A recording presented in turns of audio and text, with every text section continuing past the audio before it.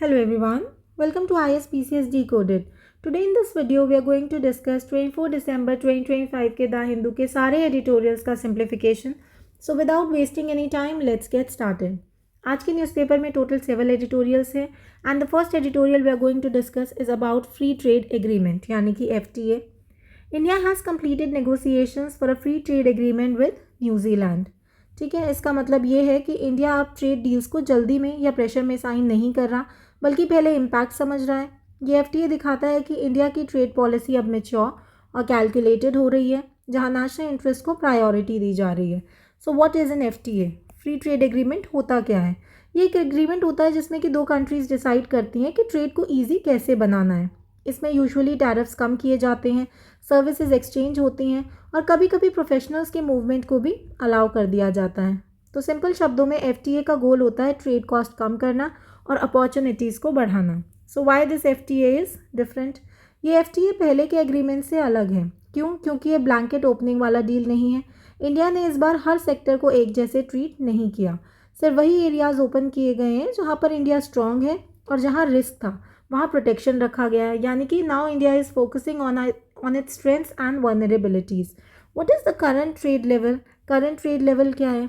India और New Zealand के बीच goods और सर्विसेज का टोटल ट्रेड फाइनेंशियल ईयर 25 में थोड़ा सा $2 बिलियन से ऊपर था. इंडिया को ओवरऑल ट्रेड के कंपैरिजन में ये काफ़ी छोटा नंबर है, लेकिन इसी लो बेस की वजह से ग्रोथ का स्कोप काफ़ी ज़्यादा बन जाता है. नेक्स्ट आते हैं हमारे ट्रेड एम्बिशंस. दोनों कंट्रीज़ ने एम रखा है कि ट्रेड को 5 साल में डबल किया जाएगा, यानी कि डबलिंग ट्रेड इन 5 ईयर्स. इस गोल का इंपॉर्टेंस नंबर से ज़्यादा स्ट्रैटेजी में है. ये बताता है कि फ्री ट्रेड एग्रीमेंट सिर्फ सिंबॉलिक नहीं बल्कि प्लान ग्रोथ के लिए डिज़ाइन किया गया है. Another thing is a mobility clause which is a major win for India. इस एग्रीमेंट का सबसे इम्पॉर्टेंट फीचर मोबिलिटी क्लॉज है. इसके अंडर 5,000 इंडियन प्रोफेशनल्स को एक ही टाइम पर न्यूजीलैंड में काम कर सकते हैं. दोबारा सुनो, इसके अंडर 5,000 इंडियन प्रोफेशनल्स एक टाइम पर न्यूजीलैंड में काम कर सकते हैं और उन्हें 3 साल का वर्क वीज़ा मिलेगा. कितने टाइम का? 3 साल का वर्क वीज़ा. ये प्रोविज़न इंडिया के लिए इसलिए इम्पॉर्टेंट है क्योंकि इंडिया की स्ट्रेंथ स्किल मैन पावर में है. Another thing is sectors covered. Work visa सिर्फ उन सेक्टर्स में दिए जाएंगे जहां पर इंडिया का कंपेरेटिव एडवांटेज है, जैसे कि IT services, health care, education और ट्रेडिशनल मेडिसिन. इससे ये इंश्योर होता है कि इंडिया प्रोफेशनल्स कंपटीशन फेस कर सकते हैं और वैल्यू ऐड करते हैं. Now why mobility matters? Traditional FTAs का फोकस मोस्टली गुड्स पर होता है, लेकिन इंडिया की इकोनॉमी कैसी है? सर्विस ड्रिवन है. मोबिलिटी क्लॉज ये एक्सेप्ट करता है कि सर्विसेज और स्किल लेबर इंडिया के लिए उतने ही इम्पॉर्टेंट हैं जितने कि एक्सपोर्ट्स इम्पॉर्टेंट हैं. Now comparison with the Australia deal. Australia India trade agreement में सिर्फ 1,000 working holiday visas per year मिलते हैं. कितना? 1,000 वर्किंग हॉलीडेज़. ना वो भी शॉर्ट टर्म और मोस्टली एंट्री लेवल जॉब्स के लिए. इस कंपैरिजन में न्यूजीलैंड के साथ एग्रीमेंट ज़्यादा मीनिंगफुल और स्किन ओरिएंटेड लगता है. Another thing is student friendly provisions. Now इस FTA के अंडर इंडियन स्टूडेंट्स के लिए नो कैप ऑन एंट्री रखा गया, यानी कि अनकैप्ड एंट्री रखा गया है. ठीक है, साथ ही उन्हें 20 hours per week part time work की गारंटी दी गई है. ये स्टूडेंट्स को फाइनेंशियल सपोर्ट के साथ रियल वर्ल्ड एक्सपोजर भी देता है. Now people centric agreement. जब स्टूडेंट्स जाते हैं वहाँ काम सीखते हैं और बाद में प्रोफेशनल्स बनते हैं तो कंट्रीज़ के बीच सिर्फ ट्रेड नहीं बल्कि long term people to people ties develop होते हैं. इसी वजह से FTA को पीपल सेंट्रिक कहा गया है because it leads to long term human and economic ties. Now tariff exclusions, protection for India. India ने इस एग्रीमेंट में लगभग 30% टैरिफ लाइंस को एक्सक्लूड किया है. इसका पर्पस है कि सेंसिटिव डोमेस्टिक सेक्टर्स को फॉरेन कंपटीशन से प्रोटेक्ट किया जाए. ये स्टेप दिखाता है कि इंडिया ने फ्री ट्रेड के साथ सेफ्टी भी बैलेंस की है. Now dairy sector safeguard. Dairy products, कुछ एनिमल प्रोडक्ट्स और सिलेक्टेड वेजिटेबल्स को एग्रीमेंट से बाहर रखा गया, यानी कि हमने एक्सक्लूड कर दिया उसको. इंडिया में डेयरी सेक्टर रूरल इकोनॉमी का बैकबोन है और मिलियंस ऑफ फैमिलीज इस पर डिपेंड करती हैं. इसलिए डेयरी को ओपन करना पॉलिटिकली और इकोनॉमिकली हमारे लिए रिस्की हो सकता है. तो अगला सवाल नेचुरल है कि डेयरी सेंसिटिव क्यों है? Why the dairy is sensitive? India में डेयरी लाइवलीहुड ओरिएंटेड सेक्टर है, जबकि न्यूजीलैंड में डेयरी एक्सपोर्ट ओरिएंटेड इंडस्ट्री है. न्यूजीलैंड के टोटल एक्सपोर्ट्स के लगभग 1/3 डेयरी से आता है, विच इज़ ह्यूज. इसलिए दोनों कंट्रीज़ के इंटरेस्ट यहाँ क्लैश होते हैं और सेफगार्ड हमारे लिए ज़रूरी हो जाता है. Now lessons from RCEP exit. हमने वहाँ से क्या सीखा? सो RCEP में इंडिया के पास ऐसे स्ट्रॉन्ग सेफगार्ड्स नहीं थे। इसी वजह से इंडिया ने 2019 में RCEP से बाहर निकलने का डिसीजन लिया। इंडिया न्यूजीलैंड FTA में वही गलती रिपीट नहीं की गई है। RCEP क्या होता है? RCEP मतलब regional comprehensive economic partnership. Another thing is investment commitment. New Zealand ने इंडिया में $20 मिलियन इन्वेस्टमेंट का कमिटमेंट दिया है नेक्स्ट 15 सालों के लिए। इससे सिर्फ ट्रेड ही नहीं बल्कि इंफ्रास्ट्रक्चर और एम्प्लॉयमेंट क्रिएशन में भी मदद मिलेगी। नाउ बियॉन्ड गुड्स ट्रेड, ये FTA सिर्फ गुड्स के एक्सचेंज तक लिमिटेड नहीं है, इसमें सर्विसेज, स्टूडेंट्स, प्रोफेशनल्स और इन्वेस्टमेंट्स सब कुछ इंक्लूडेड है, इसलिए इसे एक होलिस्टिक ट्रेड पार्टनरशिप माना जा रहा है। नेक्स्ट आता है हमारा इम्प्लीमेंटेशन टाइमलाइन। टाइमलाइन क्या रखी गई है? अगर न्यूजीलैंड की पार्लियामेंट इस एग्रीमेंट को अप्रूव कर देती है तो FTA लगभग 7 महीने में यानी कि 7 मंथ्स में इम्प्लीमेंट हो सकता है। ग्लोबल ट्रेड एनवायरनमेंट, आज के टाइम में ग्लोबल ट्रेड एनवायरनमेंट अनसर्टेन है, प्रोटेक्शनिज्म बढ़ रहा है और सप्लाई चेन्स अनस्टेबल है।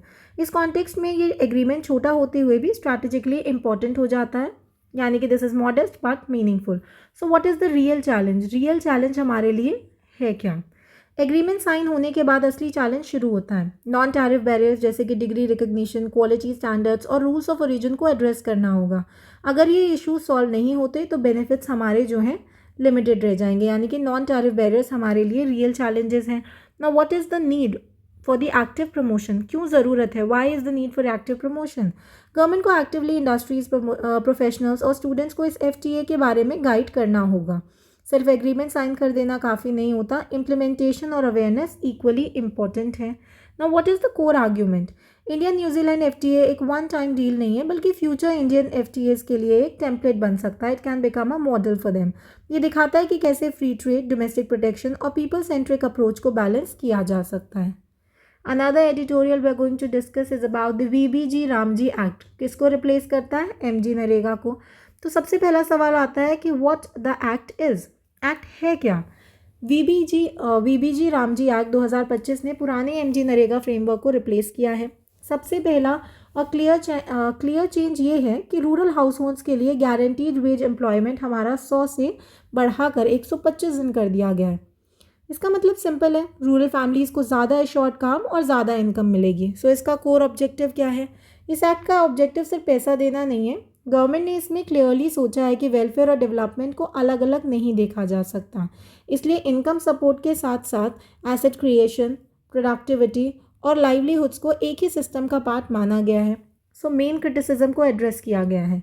इस एक्ट पर क्रिटिक्स का कहना है कि ये राइट टू वर्क को वीकन करता है, पावर को सेंट्रलाइज करता है और फंडिंग को कम करता है, यानी कि it reduces decentralization, centralizes power and cuts the funding. लेकिन ऑथर के अकॉर्डिंग ये क्रिटिसिज्म एक्ट के एक्चुअल प्रोविजंस को गलत तरीके से पढ़ने का रिजल्ट है, ना कि लॉ की रियल स्पिरिट का। सो what is this debate? Welfare versus development debate. Act ये मानता ही नहीं है कि वेलफेयर और डेवलपमेंट एक दूसरे के ऑपोजिट्स होते हैं। यहाँ income support, rural infrastructure, agriculture stability और प्रोडक्टिविटी सब एक कॉन्टिन्यूस चेन का पार्ट है। मतलब वेलफेयर डेवलपमेंट का बेस है, उसका एनिमी बिल्कुल भी नहीं है। Now another thing is legal right to work. इस एक्ट के अंडर राइट टू एम्प्लॉयमेंट अभी भी स्टैट्यूटरी और जस्टिसिएबल है, यानी अगर काम नहीं मिलता तो वर्कर के पास लीगल रेमेडी का ऑप्शन है। एक्चुअली एक्ट ने इस राइट को वीक नहीं बल्कि और प्रैक्टिकली एनफोर्सिएबल बनाया है। Another thing is expansion of the entitlement. पहले गारंटी सिर्फ 100 दिन की थी, अब 125 दिन की कर दी गई है। ये डायरेक्टली एंटाइटलमेंट बढ़ाता है और रूरल हाउस होल्ड्स के लिए सेफ्टी नेट को स्ट्रॉन्ग करता है। So what is this unemployment allowance issue? पुराने सिस्टम में अनएम्प्लॉयमेंट अलाउंस पेपर पर तो था लेकिन प्रैक्टिकली क्लेम करना मुश्किल था। नए एक्ट ने उन प्रोसीड्यूरल क्लॉजेस को हटा दिया है जिनकी वजह से अलाउंस ऑलमोस्ट अनरीचेबल हो गया था। ठीक है, इससे एम्प्लॉयमेंट गारंटी ज़्यादा मीनिंगफुल बन जाती है। Another thing is grievance redressal which is very important in any act. Act ने ग्रीवांस रिड्रेसल मैकेनिज्म को टाइम बाउंड कर दिया है। इसका फ़ायदा यह है कि कंप्लेंट सिर्फ रजिस्टर नहीं होती बल्कि उनका रेजोल्यूशन भी फिक्स टाइम में होना ज़रूरी होता है। ये लॉ और ग्राउंड रियलिटी के बीच के गैप को कम करता है। Demand based employment. एम्प्लॉयमेंट का नेचर अभी भी डिमांड बेस्ड है। वर्कर को खुद काम मांगना होता है, इसमें कोई चेंज नहीं है। डिफरेंस सिर्फ इतना है कि अब एडमिनिस्ट्रेशन पहले से रेडी रहेगी ताकि डिमांड आने पर काम डिनाई ना हो। So what is the role of planning? Village level planning पहले ही कर दी जाती है। जब डिस्ट्रेस अभी शुरू भी नहीं होता। इससे जब वर्कर्स काम मांगते हैं तो उनके लिए प्रोजेक्ट्स ऑलरेडी आइडेंटिफाइड होते हैं। प्लानिंग डिमांड को रिप्लेस नहीं करती है बल्कि उसको वो सपोर्ट कर रही है। So before distress sets in. Now another thing is decentralization. Gram panchayat जो हैं, ग्राम पंचायत हमारी अभी भी प्लानिंग और इम्प्लीमेंटिंग अथॉरिटीज़ हैं। ग्राम सभा का अप्रूवल अभी भी मैंडेटरी है, इसलिए डिसेंट्रलाइजेशन एक्ट का कोर फीचर बना हुआ है। Now what has changed in structure, तो चेंजमेंट हुआ कहाँ है? चेंज ये आया है कि प्लानिंग अब सिस्टमैटिक और इंस्टीट्यूशनलाइज्ड हो गई है। पहले प्लानिंग इरेगुलर और एडहॉक होती थी, अब वो एक कॉन्टिन्यूस प्रोसेस बन चुकी है। Now next comes the aggregation of plans. Village plans को ब्लॉक, डिस्ट्रिक्ट, स्टेट और नेशनल लेवल पर एग्रीगेट कर दिया गया है। कहाँ कहाँ पर? ब्लॉक, डिस्ट्रिक्ट, स्टेट और नेशनल लेवल पर। इसका पर्पस जो है कोऑर्डिनेशन को इम्प्रूव करना है, ना कि लोकल प्रायोरिटीज़ को इग्नोर करना। लोकल प्लानिंग ही फाउंडेशन रहती है। Now centralization claim. Decision making power local level पर ही रहती है, सिर्फ कोऑर्डिनेशन और अलाइनमेंट सेंट्रलाइज्ड है ताकि डुप्लीकेशन और फ्रेगमेंटेशन हमारा ना हो। इसलिए कंट्रोल सेंट्रलाइज नहीं है, सिर्फ कोहेरेंस बढ़ाई गई है। So this is all about coordination and coherence and not centralization. ना कंसल्टेशन प्रोसेस। बिल को फाइनलाइज करने से पहले स्टेट के साथ एक्सटेंसिव कंसल्टेशंस हुई हैं। There have been extensive consultations with the state. Technical workshops और स्टेक होल्डर्स के साथ डिस्कशंस भी हुई जो कि ग्राउंड लेवल इम्प्लीमेंटेशन एक्सपीरियंस पर बेस्ड थी। Now what is the budgetary commitment? Budget allocations time के साथ काफ़ी बड़े हैं। 2013-14 में एलोकेशन 33,000 करोड़ था, जो कि 24-25 में 86,000 करोड़ हो गया और आगे 95,000 करोड़ तक जाने का प्लान है। इससे फंडिंग कट का आर्ग्यूमेंट वीक पड़ जाता है। ना another thing is employment generation. Employment generation का नंबर अभी इंक्रीज हुआ है। प्री 2014 परसेंटेज 1660 करोड़ थे, जो कि बाद में 3210 करोड़ तक पहुंच गए। ये स्केल और कवरेज दोनों में ग्रोथ दिखाता है, यानी कि एम्प्लॉयमेंट जनरेशन हुई है। Now fund release and works. Central fund release जो है 2.13 लाख करोड़ से 8.53 लाख करोड़ हो गया है बढ़कर। ना कंप्लीटेड वर्क्स भी जो है वो हमारे 153 लाख से 862 लाख तक इंक्रीज़ हुए। इससे इम्प्लीमेंटेशन कैपेसिटी का इम्प्रूवमेंट क्लियर होता है ना। अगर हम विमेन पार्टिसिपेशन की बात करें तो विमेन पार्टिसिपेशन 48% से बढ़कर लगभग 57% हो गई है। ये रूरल एम्प्लॉयमेंट प्रोग्राम में जेंडर इंक्लूजन को रिफ्लेक्ट करती है, यानी कि इंक्लूसिवनेस दिखाती है। Another thing is technology and payments. ना लगभग 99% जो फंड ट्रांसफ़र ऑर्डर टाइम पर प्रोसेस हो रहे हैं और साथ ही में 99% वर्कर्स जो है आधार लिंक्ड हैं, जिससे वेज डिले और लीकेज कम हुआ है। So why the reform was needed? सवाल आता है कि हम रिफॉर्म्स तो कर रहे हैं, ठीक है, हम रिप्लेस कर रहे हैं, ठीक है, लेकिन क्यों? बिकॉज पास्ट एक्सपीरियंस ने बताया कि एपिसोडिक जो है employment, ghost entries, weak employment allowance, fragmented assets जैसे इश्यूज हुए थे। इस एक्ट का पर्पस इन स्ट्रक्चरल प्रॉब्लम्स को करेक्ट करना है, यानी कि क्या करना है? इन स्ट्रक्चरल प्रॉब्लम्स को एड्रेस करना ही इसका मेन गोल है। Now what is the funding pattern? वो क्या होगा? सिंपल है, 60-40 सेंटर स्टेट शेयरिंग होगा, जो सेंटर स्पॉन्सर्ड स्कीम्स का स्टैंडर्ड मॉडल है। इसमें सेंटर की रिस्पॉन्सिबिलिटी थोड़ी सी कम हो जाती है।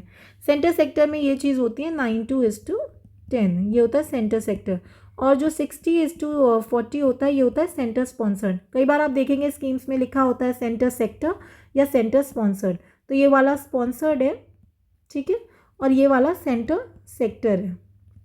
ये वाला क्या है? अभी हमारा जो VBGMG है ये हमारा ये वाला है 60-40 है, यानी कि ये सेंटर स्पॉन्सर्ड स्कीम बन गई है, अब सेंटर सेक्टर नहीं रही है ना। स्पेशल स्टेट्स, जैसे हर एक्ट में स्पेशल स्टेट्स की बात करी जाती है, यहाँ भी वही की गई है।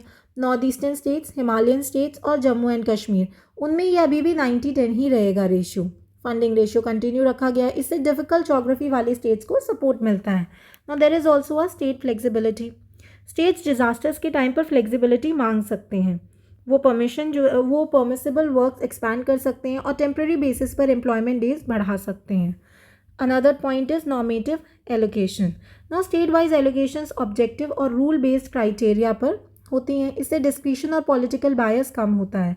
पीक एग्रीकल्चरल सीजन क्लॉज, इसमें क्लॉज डाला गया है, यानी कि स्टेट्स पीक सीजन सोइंग या हार्वेस्टिंग के टाइम पर 60 दिन तक वर्क नोटिफाई ना करने का ऑप्शन रखते हैं। ये मैंडेटरी नहीं, सिर्फ एक ऑप्शनल प्रोविजन है, तो आपको ये भी पता होना चाहिए मैंडेटरी नहीं है, ऑप्शनल है।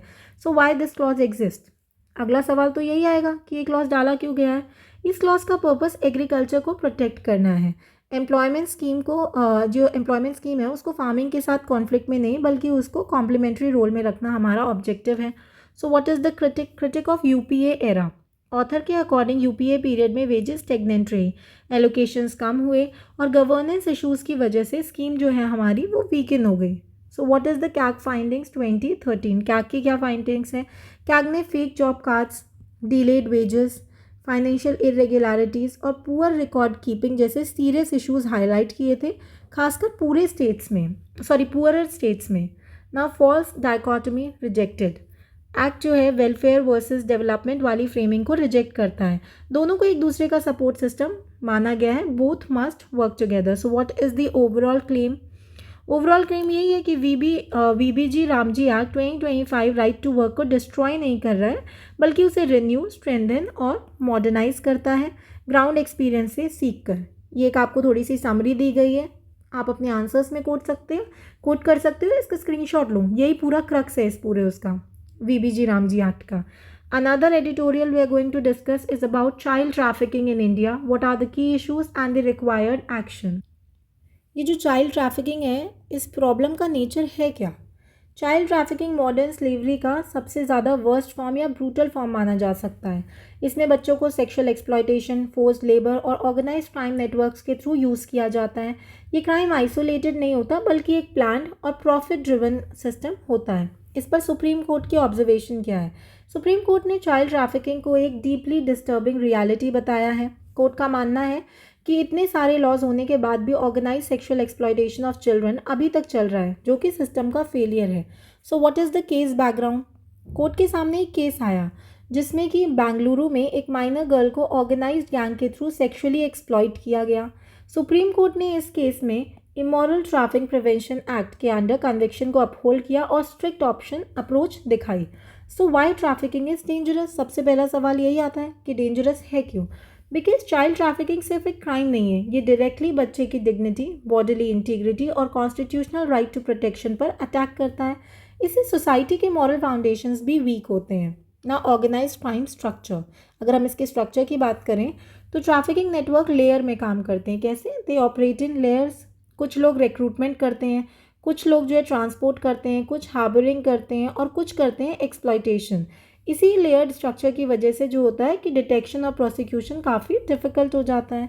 Now the treatment of child testimony. Court को चाइल्ड विक्टिम्स के स्टेटमेंट को सेंसिटिविटी के साथ ट्रीट करना होता है. They must show sensitivity and flexibility.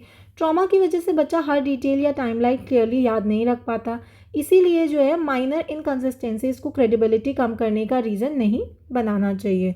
Now what is the status of victim. Now traffic child को कभी भी अकम्प्लायंस नहीं माना जाता, वो एक प्योर विक्टिम होता है. He is not a compliance, he is a pure victim.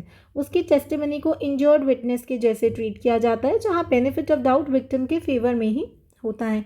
So what are the limitations of the current laws. India में ट्रैफिकिंग के अगेंस्ट लॉज मौजूद हैं.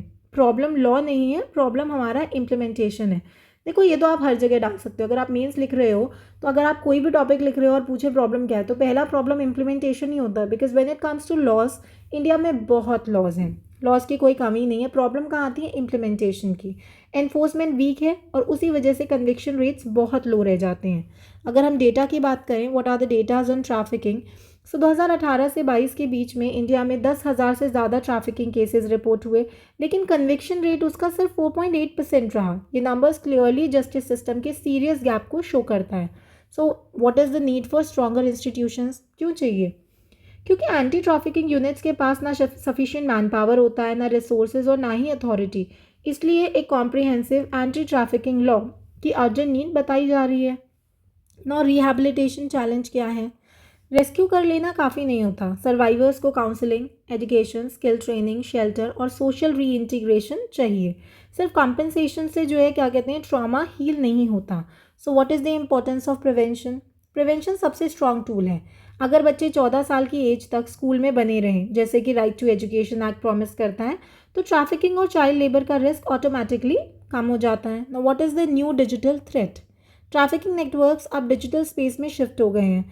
सोशल मीडिया, मैसेजिंग ऐप्स और फेक जॉब ऑफर्स के through बच्चों को lure किया जाता है, जो कि पॉलिसिंग को भी डिजिटल होने के लिए फोर्स कर रहा है, यानी कि digitalisation is the need of the hour. Digital space को हमें अडॉप्ट करना पड़ेगा, वरना हमें प्रॉब्लम हो जाएगी ना। What is the role of civil society? Government अकेले इस प्रॉब्लम को सॉल्व नहीं कर सकती। NGOs, कम्युनिटी, स्कूल्स, फैमिलीज, सबको अर्ली रिस्क डिटेक्शन करना होगा, आइडेंटिफाई करना होगा और चिल्ड्रन को प्रोटेक्ट करना होगा। कम्युनिटी विजिलेंस बहुत इंपॉर्टेंट है। So what is the way forward? Policy response को प्रिवेंशन, प्रोटेक्शन, प्रोसिक्यूशन और रिहैबिलिटेशन, इन चारों पिलर्स को इक्वली फोकस करना होगा। साथ ही गवर्नमेंट एजेंसीज और सिविल सोसाइटी के बीच में कोऑर्डिनेशन भी हमारा ज़रूरी है। So what is the core message of this editorial? Child trafficking पर। चाइल्ड ट्रैफिकिंग ख़त्म करने के लिए सिर्फ लॉज का होना काफ़ी नहीं होता, इसके लिए मॉरल रिस्पॉन्सिबिलिटी, इंस्टीट्यूशनल स्ट्रेंथ और सोशल विजिलेंस, तीनों का एक साथ होना बहुत ज़रूरी है। ये एक वन लाइनर कंक्लूजन है, आंसर्स में आप अपने यूज़ कर सकते हो। दूसरा एडिटोरियल करते हैं, which is very important. Pakistan renewed relevance in West Asia. What is the core argument of this editorial? core argument है क्या? पाकिस्तान ने वेस्ट एशिया में अपनी स्ट्रैटेजिक रेलेवेंस दोबारा गेन की है, लेकिन ये कमबैक कोई लॉन्ग टर्म प्लानिंग या रिफॉर्म्स की वजह से नहीं हो रहा है। ये ज़्यादातर रीजनल इंस्टेबिलिटी और सिक्योरिटी एंजाइटीज़ का फ़ायदा उठाने का रिजल्ट है। So what is the role of Pakistan army? इस रेन्यूड रेलेवेंस का मेन ड्राइवर पाकिस्तान आर्मी है, स्पेशली आसिम मुनीर। पावर का सेंटर क्लियरली सिविलियन लीडरशिप से शिफ्ट होकर मिलिट्री लेड फॉरेन पॉलिसी की तरफ चला गया है। फॉरेन रिलेशंस अब इंस्टीट्यूशन से ज़्यादा पर्सनालिटीज़ के थ्रू ऑपरेट हो रहे हैं। What is Stephen P Cohen's insight? इनकी इनसाइट क्या है? लेट स्कॉलर ने पहले ही कहा था कि पाकिस्तान इंटरनेशनल सिस्टम में सर्वाइव करता है by leveraging the crisis and instability. अब आज जो हम देख रहे हैं वो इसी पैटर्न का रेपिटेशन है, अपॉर्चुनिस्टिक डिप्लोमेसी के थ्रू रेलेवेंस रीगेन करना। So what is the geopolitical context? Pakistan के रीसेंट गेन्स का बैकग्राउंड ग्लोबल और रीजनल चर्न रहा है, इंक्लूडिंग वॉर्स जैसे कि गाज़ा की वॉर, येमेन की war, Iran Israel tension and the declining faith in UN security guarantees among the Arab states. So basically West Asia में instability ने सिक्योरिटी वैक्यूम क्रिएट किया और इस इन्वायरमेंट में पाकिस्तान ने अपनी मिलिट्री यूटिलिटी प्रोजेक्ट की। So what is the US factor?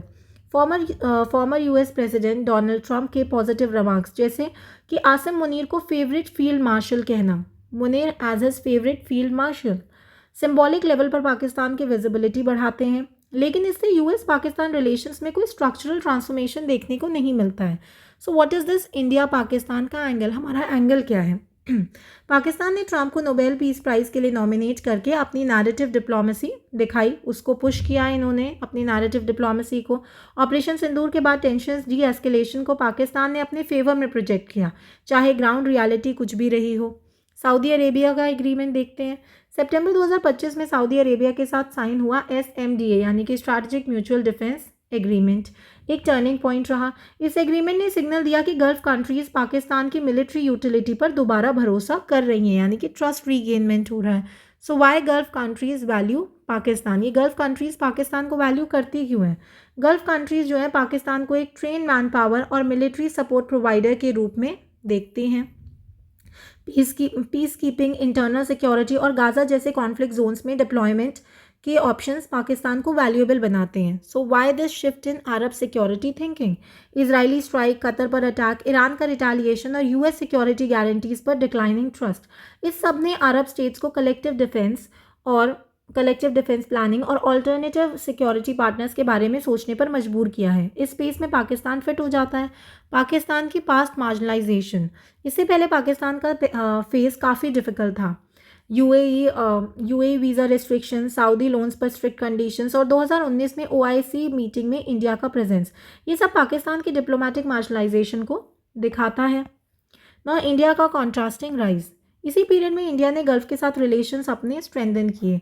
OIC में सुषमा स्वराज को इनवाइट मिलना और crown prince Mohammed bin Salman का इंडिया विजिट होना, ये इंडिया की राइजिंग स्ट्रैटेजिक क्रेडिबिलिटी को शो करता है ना। Civil military imbalance in Pakistan minister Shehbaz Sharif की लिमिटेड इंटरनेशनल विजिबिलिटी क्लियरली दिखाती है कि पाकिस्तान की फॉरेन पॉलिसी सिविलियन कंट्रोल में नहीं बल्कि मिलिट्री डोमिनेंस में देखी गई है ना। ये इम्बैलेंस लॉन्ग टर्म स्टेबिलिटी के लिए प्रॉब्लमैटिक है ना। What is the nature of Pakistan का सक्सेस?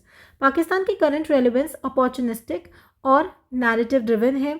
ये इकोनॉमिक स्ट्रेंथ, इंस्टीट्यूशनल रिफॉर्म्स या डिप्लोमेटिक क्रेडिबिलिटी पर बेस्ड नहीं है, इसलिए ये सक्सेस जो है ये काफ़ी फ्रेजाइल हम मान सकते हैं इसको. So what are the structural weaknesses that still remain?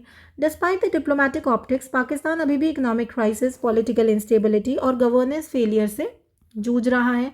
ठीक है, नैरेटिव विंस इन प्रॉब्लम्स को इनडेफिनेटली हाइड नहीं कर सकती. So what is the long term limitation? Pakistan का कोअर्सिव लेवरेज मॉडल, जिससे metaphorically gun to its own head gun हो gun to its own head strategy कहा जाता है. मतलब शॉर्ट टर्म अटेंशन ला सकता है लेकिन लॉन्ग टर्म ट्रस्ट और सस्टेनेबिलिटी को डैमेज करता है. ये वर्ड आप डायरेक्टली यूज़ कर सकते हो. It's a very good quote, that gun to its head strategy. Now what is the overall assessment of the editorial? Overall assessment की बात करें तो वेस्ट एशिया के लिए पाकिस्तान की वैल्यू अभी यूटिलिटेरियन है, मिलिट्री सपोर्ट और मैन पावर तक लिमिटेड है. अगर स्ट्रक्चरल रिफॉर्म्स नहीं हुए तो ये रिन्यूड रेलिवेंस टेम्प्रेरी और फ्रेजाइल ही रहेगी. So what are the another article is implications of the Vande Mataram discourse. सबसे पहला सवाल आता है कि why the debate happen. Debate हुआ है क्यों? बिकॉज पार्लियामेंट में वंदे मातरम पर डिबेट उसके 150th एनिवर्सरी के ओकेजन पर हुआ. ऑफिशियली ये कल्चरल कमेमोरेशन था, लेकिन ऑपोजिशन लीडर्स ने इसे वेस्ट बंगाल इलेक्शंस के पॉलिटिकल कॉन्टेक्स्ट से भी जोड़ दिया. सो इससे क्लियरली पता चलता है कि कल्चरल सिंबल्स का पॉलिटिकल यूज़ आसानी से हो सकता है. So what were the key references used? Debate के दौरान कई एमपीज़ ने हिस्टोरियन सब्यसाची भट्टाचार्य के book Vande Mataram the biography of a song का रेफरेंस दिया. देखो ये बुक डायरेक्ट पूछ सकते हैं. सब्यसाची भट्टाचार्य की book Vande Mataram the biography of a song, direct question आ सकता है प्रीलिम्स में कि किसने लिखी थी. ठीक है, सो इससे डिसीजन को एक स्कॉलरली और हिस्टोरिकल बेस मिला जो सिर्फ पॉलिटिकल रिटोरिक से अलग था. Now what is the problem with the political debates? Problem क्या है? पॉलिटिकल डिबेट्स अक्सर हिस्ट्री के आइडियोलॉजिकल कन्वीनियंस के हिसाब से ट्विस्ट कर देते हैं और इसीलिए स्कॉलर्स और हिस्टोरियंस का रोल इंपॉर्टेंट हो जाता है ताकि हिस्टोरिकल फैक्ट्स को पॉलिटिकल मिसयूज से बचाया जा सके, यानी कि to protect the historical facts from the political misuse. So what is the central controversy? है क्या वो? मेन कंट्रोवर्सी ये है कि वंदे मातरम को पूरा गाया जाना चाहिए या सिर्फ पहले के 2 स्टैंजास जैसे कि इंडिपेंडेंस के बाद से प्रैक्टिस में चल रहे हैं. ये कल्चरल प्रेफरेंस से ज़्यादा कॉन्स्टिट्यूशनल सेंसिटिविटी का इशू बन गया है. नाउ अगर हम ओरिजिन ऑफ द सॉन्ग की बात करें तो वो देख लेते हैं. किसने लिखा था? बंकिम चंद्र चटर्जी ने लिखा था. डायरेक्टली ये हमें स्पेक्ट्रम में भी मिलेगा जब आप चैप्टर पढ़ोगे तो. वंदे मातरम को बंकिम चंद्र चटर्जी ने 1870-75 के बीच में लिखा था. बाद में ये नॉवल उनका आनंद मठ में के थ्रू पॉपुलर हुआ था. पूछा जाता है कई बार कि आनंद मठ किसने लिखा था. प्रॉब्लमैटिक नहीं है बिकॉज स्पेक्ट्रम में आप वैसे भी पढ़ोगे. सो इसलिए सॉन्ग और नॉवल का हिस्टोरिकल कॉन्टेक्स्ट अलग अलग समझना होगा. So what is the cultural and intellectual background of this? Bankim Chandra Sanskrit literature से डीपली इन्फ्लुएंस थे. औरबिंदो घोष ने उन्हें ऋषि ऑफ इंडियन नेशनलिज्म कहा. आपसे डायरेक्ट पूछ सकता है कि किसने उन्हें ऋषि ऑफ इंडियन नेशनलिज्म कहा, तो आपको बताना है कि औरबिंदो घोष ने. ये इनकी इंटेलेक्चुअल कंट्रीब्यूशन को हाईलाइट करता है. सिर्फ रिलीजियस लेंस से देखना इनकम्प्लीट होगा. So what is the role of Indian freedom movement? Vande Mataram Swadeshi movement के टाइम एक पावरफुल रैलिंग क्राई बन गया था. इसने कॉलोनियल रूल के अगेंस्ट रेजिस्टेंस और कलेक्टिव नेशनल कॉन्शियसनेस को सिम्बलाइज किया. तो मूवमेंट पूछा जा सकता है कि कौन से मूवमेंट के टाइम पर हुआ था. सो वाई इट बिकेम कॉन्ट्रोवर्शियल? इसमें था क्या कि कॉन्ट्रोवर्शियल बन गया ये? 1930s के बाद ऑब्जेक्शंस उठने लगे, खासकर मुस्लिम लीडर्स की तरफ से. लेटेस्ट स्टैंजाज में ऐसे इमेजरी थी जो गॉडेस वर्शिप से मिलती जुलती थी, जो कुछ रिलीजियस कम्युनिटीज़ के लिए प्रॉब्लमैटिक हो गई थी. ना इस्लामिक थियोलॉजिकल कंसर्न है क्या? इस्लामिक थियोलॉजी के अकॉर्डिंग वर्शिप सिर्फ अल्लाह की होती है. So worship is only allowed to Allah. उनके हिसाब से मदरलैंड को डिवाइन फॉर्म में सिंबॉलिकली वर्शिप करना भी कोर बिलीफ के अगेंस्ट माना जाता है. इस कंसर्न को सिर्फ पॉलिटिकल नहीं, रिलीजियस कॉन्शियस के रूप में समझना ज़रूरी है. So what is this? Nehru और टैगोर की पोजीशन क्या थी उस समय पर? जवाहरलाल नेहरू और रविंद्रनाथ टैगोर ने मुस्लिम कंसर्न्स को एक्नॉलेज किया. इसीलिए डिसीजन लिया गया था कि सिर्फ पहले 2 स्टैंजाज नेशनल सॉन्ग के रूप में अडॉप्ट होंगे. ना टैगोर की क्लैरिटी क्या थी इसे लेके? टैगोर ने ओपनली माना कि फुल वर्जन जो है मुस्लिम सेंटिमेंट्स को हर्ट कर सकता है. इट कुड कर सकता है, देयर वाज अ पॉसिबिलिटी. सो ये अपीजमेंट नहीं था बल्कि प्लूरल सोसाइटी में सेंसिटिविटी का एग्जाम्पल था. So it was showing sensitivity. Gandhi evolution देखने को मिलता है इसमें, देखते हैं। महात्मा गांधी ने शुरू में वंदे मातरम को सपोर्ट किया, लेकिन बाद में कम्युनल हार्मनी को ध्यान में रखते हुए उन्होंने पब्लिक सिंगिंग से अवॉइड करने की इसको सलाह दे दी थी, और ये उनके प्रैग्मेटिक और एथिकल अप्रोच को दिखाता है। What is this academic framing? Bhattacharya ने अपनी बुक में एक चैप्टर का title he a communal war cry रखा। क्या रखा? A communal war cry. ठीक है, तो इससे ये समझ आता है कि एक सिंबल का मीनिंग टाइम और कॉन्टेक्स्ट के साथ चेंज हो सकता है। सो रीसेंट पार्लियामेंट्री कंसर्न क्या है? रीसेंट डिबेट में मुस्लिम एमपी ने आर्टिकल 25 यानी कि फ्रीडम ऑफ रिलीजन का रेफरेंस दिया। उनका आर्ग्यूमेंट था कि फोर्स पार्टिसिपेशन कॉन्स्टिट्यूशनल राइट्स का वायलेशन हो सकता है। So what was the response of the Hindu right? ऐसे ऑब्जेक्शंस को अक्सर अपीजमेंट पॉलिटिक्स कहकर डिसमिस कर दिया जाता है, लेकिन इस अप्रोच में कॉन्स्टिट्यूशनल प्रोटेक्शंस और प्लूरलिज्म को इग्नोर कर दिया जाता है। सो नेशनलिज्म का आर्ग्यूमेंट क्या है? वंदे मातरम को पूरा गाना पेट्रियाटिज्म का टेस्ट बनाना लॉजिकली फ्लॉड है। इंडियन नेशनलिज्म इस सॉन्ग से पहले भी एग्जिस्ट करता था और उसके बाद भी काफ़ी ब्रॉडर रहा है। सावरकर का क्या पोजीशन था इसको लेकर?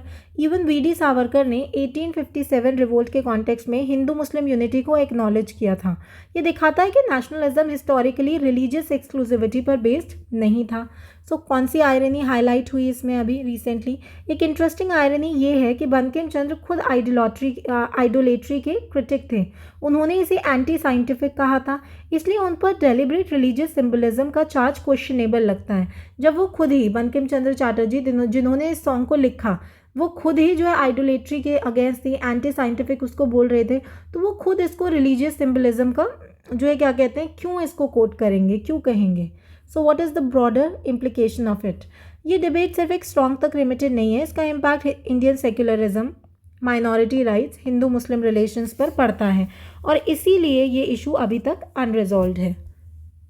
ये एक वन लाइन टेक अवे दिया है, आप एग्जाम में डायरेक्टली यूज़ करो, that Vande Mataram debate is less about the song and more about how India balances nationalism with constitutional secularism and religious freedom. Directly यहाँ से उठा के आंसर में डाल सकते हो। Another editorial is about SIR. It is time to put apprehensions to rest. SIR in Tamil Nadu. तो सबसे पहला सवाल आता है कि SIR है क्या, यानी कि स्पेशल इंटेंसिव रिविजन।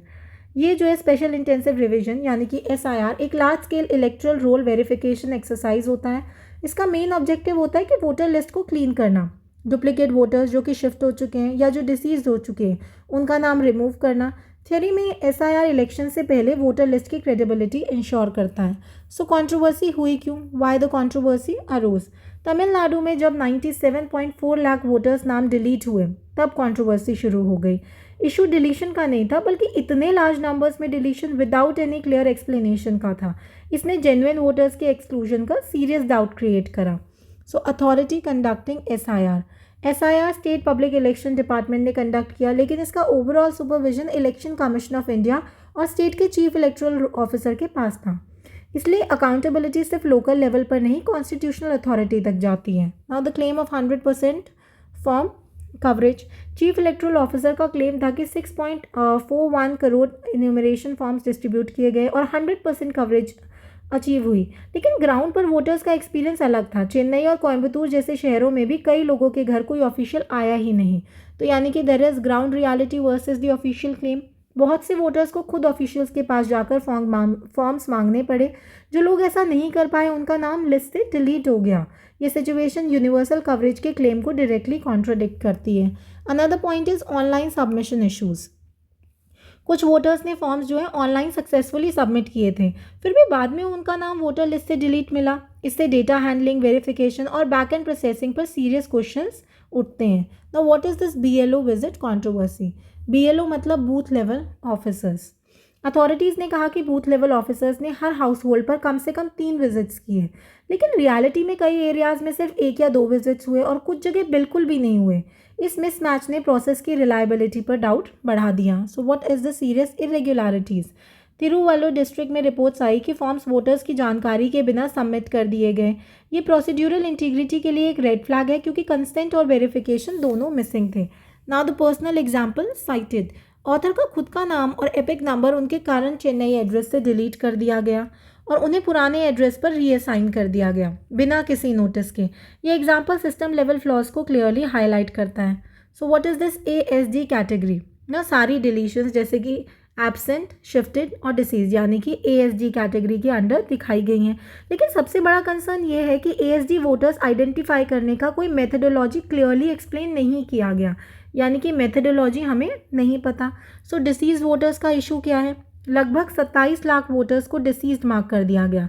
CEO के हिसाब से ये फील्ड इंक्वायरी से हुआ, लेकिन कुछ जगह BLOs डेथ सर्टिफिकेट मांग रहे थे, जो इनकन्सिस्टेंसी को शो करता है।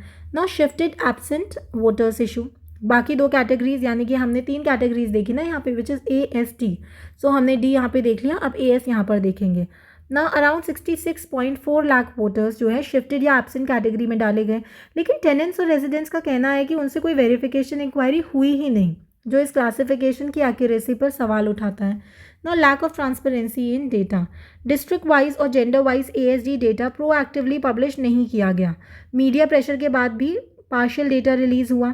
इससे ट्रांसपेरेंसी डेफिसिट और ट्रस्ट इशू और गहरा हो जाता है ना। The political concern raised. Tamil Nadu के चीफ मिनिस्टर MK स्टैलिन ने हाईलाइट किया कि 168 असेंबली कॉन्स्टिट्यूंसीज में डिलीशन 10% से ज़्यादा थे, जो कि इलेक्ट्रल प्रोसेसेस में अनयूजुअल माना जाता है ना। Specific anomaly highlighted. यहाँ पर नाम दिया है गुमिडी पोंडी, आई होप मैं इसे सही से प्रोनाउंस कर रही हूँ। इसमें एक केस आया जहाँ पार्टी ड्राइव के थ्रू ऐड हुए 4 वोटर्स डिलीट कर दिए गए। उनमें से एक वोटर को गलती से डिसीज्ड मार्क कर दिया गया। ये individual error system wide credibility को इफेक्ट करता है। Now what were the political reactions? Dravida Munnetra Kazhagam और उनके अलाइज ने कंसर्न रेज किए। वहीं पर ऑल इंडिया अन्ना द्रविड़ मुनेत्रा कजागम ने SIR को सपोर्ट करते हुए डिलीटेड वोटर्स को बोगस कहा। इससे इशू और पोलराइज्ड हो गया। Now what are the common grounds among the parties? Political differences के बावजूद दोनों मेजर डिवीजन पार्टीज इस बात पर एग्री करती हैं कि कोई भी जेन्युइन वोटर एक्सक्लूड नहीं होना चाहिए और करेक्शन का फुल अपॉर्चुनिटी मिलना चाहिए ना। Time is still available.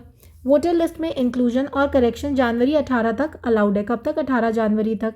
मतलब सिस्टम के पास अभी भी गलतियां सुधारने का टाइम है, अगर इंटेंशन क्लियर हो तो। What is the core demand?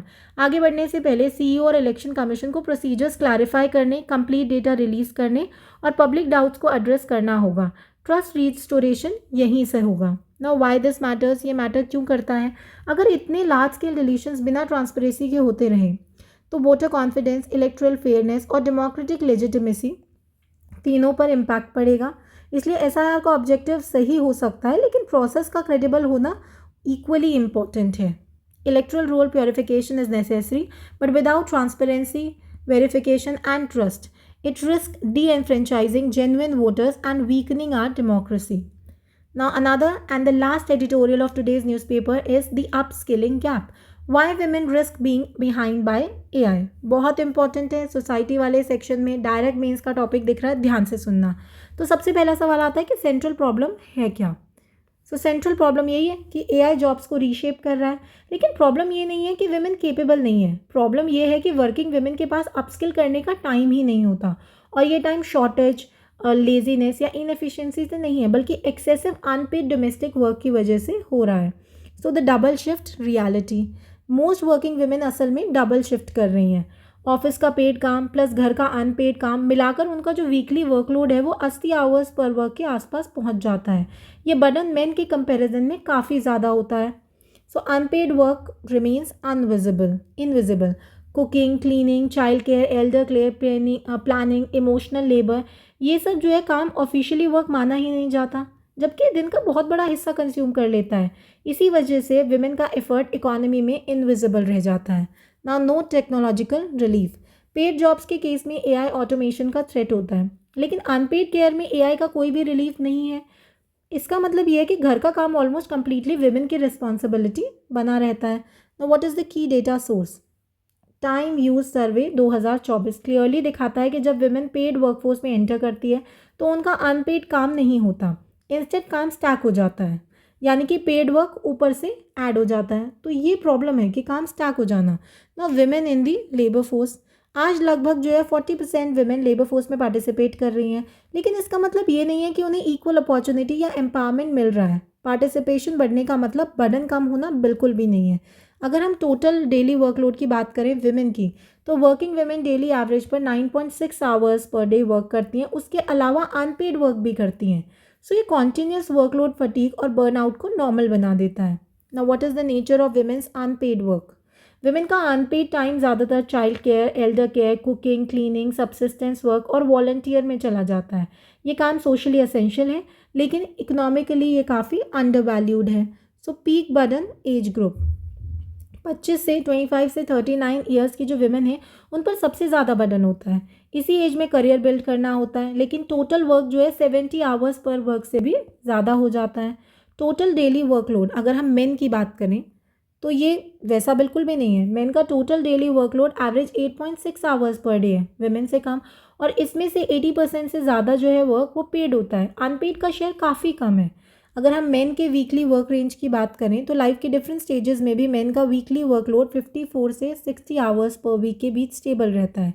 Unpaid work का वेरिएशन काफ़ी लिमिटेड होता है। Gender gap in the unpaid work में जेंडर गैप बहुत है।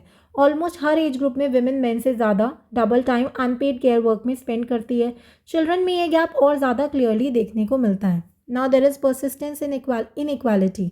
ये इनइक्वालिटी सिर्फ पुअर हाउस होल्ड तक लिमिटेड नहीं है। इनकम, एजुकेशन या ऑक्यूपेशन कुछ भी हो, हाउस होल्ड का अनइक्वल बर्डन ऑलमोस्ट हर कैटेगरी में परसिस्ट करता ही है।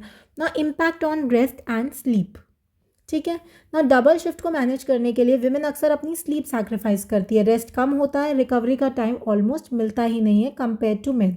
तो there is a sleep gap. मतलब प्राइम वर्किंग ईयर्स में विमेन मेन से 2 से 2.5 घंटे कम स्लीप लेती है। ये लॉन्ग टर्म हेल्थ और प्रोडक्टिविटी दोनों को इफेक्ट करता है। Now self development time gap, women men के कंपैरिजन में 10 आवर्स काम पर वीक सेल्फ डेवलपमेंट एक्टिविटीज़ पर स्पेंड करती है। ये गैप डायरेक्टली स्किल बिल्डिंग और करियर ग्रोथ को इम्पैक्ट करता है। So what counts as self development? Self development में लर्निंग, स्किल एनहांसमेंट, मेंटल और फिजिकल वेलबींग, डिजिटल स्किल्स और पर्सनल ग्रोथ आती है। एआई इकोनॉमी में ये सब क्रिटिकल है। Now worst affected age group, सबसे ज़्यादा इफेक्टेड एज ग्रुप कौन सा है? 25 to 39 वाला रेंज में सेल्फ डेवलपमेंट गैप 11 से 12 घंटे पर वीक तक पहुंच जाता है। यही वो टाइम है जब एआई ड्रिवन अपस्किलिंग सबसे ज़्यादा ज़रूरी होती है। So why this matters in AI era? AI में ये इतना ज़्यादा मैटर क्यों कर रहा है? बिकॉज एआई इकोनॉमी उन लोगों को रिवॉर्ड करती है जो कॉन्टिन्यूसली अपस्किल कर रहे हैं, यानी कि अपस्किल मेन पॉइंट है। अपस्किलिंग के लिए सबसे इंपॉर्टेंट सोर्स होता है टाइम, और यही रिसोर्स वुमेन के पास सबसे कम है। ना जीडीपी कंट्रीब्यूशन में भी पैराडॉक्स देखने को मिलता है। वुमेन इंडिया के जीडीपी में सिर्फ 17% कंट्रीब्यूट करती है। ये लो कंट्रीब्यूशन एफर्ट की वजह से नहीं है, बल्कि इसलिए क्योंकि अनपेड वर्क जीडीपी कैलकुलेशंस में काउंट ही नहीं होता है। So women outside labour market, PLFS जो हैं, पीएलएफएस डेटा के अकॉर्डिंग लगभग जो है 40% विमेन हाउस होल्ड रिस्पॉन्सिबिलिटीज़ की वजह से वर्कफोर्स में एंटर ही नहीं कर पा रही हैं। मतलब डिमांड नहीं, कंस्ट्रेंट है। Quality of women employment, female employment में जो इंक्रीज दिख रहा है वो लार्जली अनपेड फैमिली वर्क या लो पेड सेल्फ एम्प्लॉयमेंट से आ रहा है, ना कि हाई स्किल और हाई प्रोडक्टिविटी जॉब से। सो AI related risk for women, women के जॉब ज़्यादा ऑटोमेशन प्रोन होते हैं। कैसे ऑटोमेशन प्रोन होते हैं? साथ ही एआई प्रोडक्टिविटी मेट्रिक्स उन केयर गिवर्स को पेनलाइज कर सकती है जिनके पास फ्लेक्सिबिलिटी कम होती है। फॉल्स एम्पावरमेंट नैरेटिव, सिर्फ पेड जॉब ऐड कर देना एम्पावरमेंट नहीं होता। अगर अनपेड वर्क कम नहीं हुआ तो पेड एम्प्लॉयमेंट विमेन का बर्डन और बढ़ा देता है। So there is a need for policy redesigning. Policy सिर्फ जॉब नंबर्स पर फोकस नहीं कर सकती, उन्हें विमेन के टाइम कंस्ट्रेंट्स को सेंटर में रखकर डिज़ाइन करना होगा। Now outcome based approach needed, focus का गोल ये होना चाहिए कि विमेन का टाइम अनपेड वर्क से फ्री हो और हायर वैल्यू पेड एक्टिविटीज़ में शिफ्ट हो सके। So what is the role of time use data? Time use data का यूज़ सिर्फ स्टैटिस्टिक्स के लिए नहीं बल्कि पॉलिसी डिज़ाइन के लिए होना चाहिए, ताकि अनपेड वर्क को मेजर, रिड्यूस, रीडिस्ट्रीब्यूट किया जा सके। ना gender budgeting rule, gender budgeting में सिर्फ पैसा नहीं, टाइम यूज़ मैट्रिक्स भी इंटीग्रेट होना चाहिए, तभी रियल जेंडर इम्पैक्ट मेजर होगा। ना time saving infrastructure is needed. Affordable child care, elderly care, piped water, clean energy, safe public transport reduce the unpaid work burden. ठीक है, ये सब विमेन का अनपेड वर्कलोड डायरेक्टली कम करते हैं। ना upskilling design requirement, learning opportunities flexible, local, digital friendly होनी चाहिए और विमेन के डेली शेड्यूल्स के कंपैटिबल होनी चाहिए। ना अनदर थिंग है skill focus areas, vocational skills, digital skills, AI literacy और टेक्नोलॉजी एनेबल्ड वर्क पर फोकस ज़रूरी है। Some targeted programs were mentioned in the editorial. India AI Mission, AI Careers for Women, and similar gender-focused skill initiatives. सो की direction में important steps हमारी government ले रही है. So what is the core warning? अगर women की time poverty को ignore किया गया तो एआई जेंडर इनइक्वालिटी को कम करने की बजाय और वाइडन कर देगा. Now there is also a link to the Viksit Bharat 2047. India का डेवलपमेंट विजन तब तक कंप्लीट नहीं हो सकता जब तक वुमेन का इनविजिबल लेबर और लॉस्ट पोटेंशियल एड्रेस ना हो. There's also a one line exam ready takeaway you can take from here for your exams and for your means answers. Very important, आपको दिया गया है. और इसी के साथ हमारे आज द हिंदू के सारे एडिटोरियल्स जो 7 एडिटोरियल्स कंप्लीट होते हैं. आई होप आपको समझ आया हो. कोई चेंजेस आपको चाहिए please do comment, and if you want the PDF also then also do comment. Till then, best of luck, study hard.